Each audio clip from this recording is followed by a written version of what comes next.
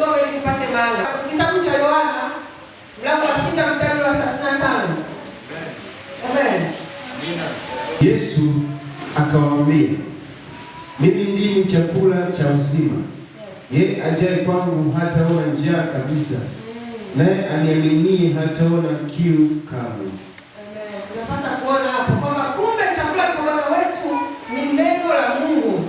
Amina. Lakini makanisa yaliokuwa hayataki kufundishwa kweli ile ya Mungu katika Biblia. Amen. Tumekuja na mafundisho yetu wenyewe, lakini tunapenda kuitwa Wakristo. Tunapenda kuitwa watumishi wa Mungu. Tunapenda kuitwa wachungaji. Tunapenda kuitwa wana wa Mungu. Lakini kufuata yale yaliyoandikwa na yale ambayo yamewekwa kama msingi, kama chakula katika neno la Mungu hatuhitaji. Amen. Na ndio maana makanisa mengi sana sasa hivi yale ambayo yanahubiri injili ya kweli, kujana inakuwa tabu. Amen. Watu kujana inakuwa tabu kwa sababu watu hawataki kuambiwa ukweli. Watu wanataka kuambiwa habari za mapokeo ya wanadamu. Amen. Watu wanataka kuambiwa habari za miujiza. Watu wanataka kuambiwa habari za kupokea. Amen. Yaani mtu amekaa ndani kwake katulia, alafu anaambiwa utapokea nyumba. Hiyo nyumba inakuja kaisahau nani? Amen. Kaisahau nani? Unaambiwa utapokea, utapata gari. Yaani hata mawazo ya basikeli, yaani hata mawazo ya basikeli unafanya utapata gari. Ameliacha nani njiani? Hawataki kufundisha ile kweli kwamba pita kanuni za Mungu ili upate hiki. Pita 1, 2, 3. Fanya 1, 2, 3 kama Biblia inavyosema. Haya yote unayotaka utayapata. Na yeye tunapenda nini? Shortcut. Amen. Tunapenda kupita njia za shortcut tukisubiri nini? Miujiza. Amen. Kijana kalala tu kitandani anasubiri muujiza wake. Amen. Anakuambia nasubiri mke mwema kwa Bwana. Kalala kitandani katulia. Nasubiri maisha mazuri kwa Bwana, kalala kitandani katulia. Na ndio maana sasa hivi hata hao watumishi wanaojiita Wakristo na wenyewe wakutumia jina la Bwana wanaamua kucheza na saikolojia zenu. Amen.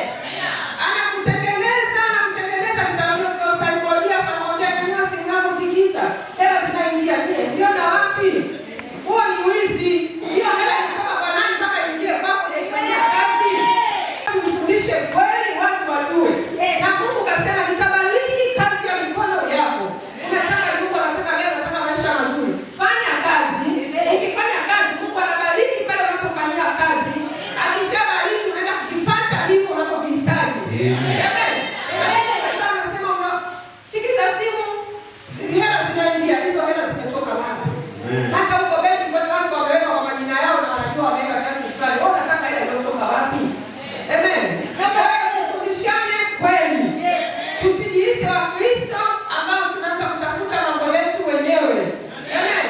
Lakini lingekuwa kanisa hapa ambalo lina miujiza ile mapokeo ya kibinadamu, tukasema tu leo tuna kitu fulani ndani, na mtu mmoja akatoa ushuhuda wake, mimi bwana nilipokula kitu fulani Mungu alifungua. Hivyo mimi tumeshatoka habari za maji, mafuta, siku gani tutazisikia bado tutazitoa na mtoto. Sasa kuna mtumishi mmoja kaingia sasa hivi anawalisha nini tungumawe. Nikajiona naye nikasema hapana, nikaongea na Pastor Ellis. Video kabisa, nakwambia leo ilikuwa ni ibada nzuri ya kuwalisha washirika wangu tungumawe. Na mtu akilisha analipuka mapepo. Sasa nikaanza kujiuliza, hizi roho ni kweli Mungu anatenda? Au yaani kama mtu anapata wasiwasi na bado unajiuliza ni nini? Amen. Hizi ni siku ambazo zilitabiriwa, zipo na zitaendelea kuwepo. Sasa kama wewe unajua neno, lazima utabebwa na huo upepo. Amen.